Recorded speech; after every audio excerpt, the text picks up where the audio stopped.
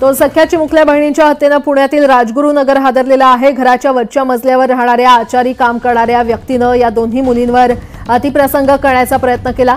या आचार्याने दोन्ही बहिणींना गोड बोलून स्वतःच्या घरात आणलं आणि तिथे सुरुवातीला एका बहिणीवर अतिप्रसंग करण्याचा प्रयत्न केला। यावेळी दोघींनी आरडाओरडा केल्याने आरोपीने त्यांची हत्या केली आणि त्यानंतर मृतदेहांची विल्हेवाट लावण्यासाठी घरालगतच्या इमारतीजवळील ड्रममध्ये दोघींचे मृतदेह ठेवले। या प्रकरणी आचार्याला बेड्या ठोकलेल्या आहेत।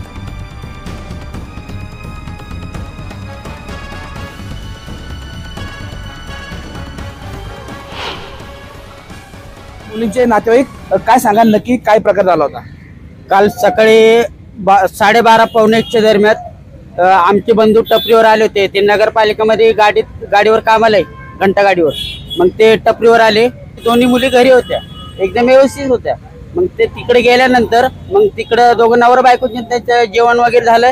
मग आमची वहिनी आली घरी, त्यांनी बघितलं तर दोन्ही मुली घरी नव्हत्या। काल संध्याकाळी 6च्या दरम्यान आम्ही खेड पोलीस स्टेशनला सगळी जण होतो। मग आम्ही खेड पोलीस स्टेशनला तक्रार दिल्यानंतर रात्री 11:30 वाजता रात्री खेड पोलीस इथं आले आणि त्यांनी इथली चौकशी केली। मग आमचे एक चुलत सासरे त्यांना वर नेलं। मग तिथं वर गादी आथरलेली होती, बिड्या, सिगरेट, गांजा वगैरे दारू असं काहीतरी पेलेले होते। मग आमच्या सासऱ्यांना ते पोलिसांनी सांगितलं, म्हणे एवढा आथुर्ण तुम्ही वाळून एका साईडला ठेवा। मग ते आथुर्ण वाळत होते। मग एका पोलीस आतमध्ये गेला, मधल्या एका खोलीत, पलीकडच्या खोलीत एका खोलीत गेले किचन मध्ये। मग तिथे एक टाकी आहे, पाण्याची मोठी टाकी आहे। त्या टाकीमध्ये दोन्ही मुलींच्या म्हणजे मुंडके नाही का सगळ्या अशा आतमध्ये होते, दोन्ही पाय अशी वर होते।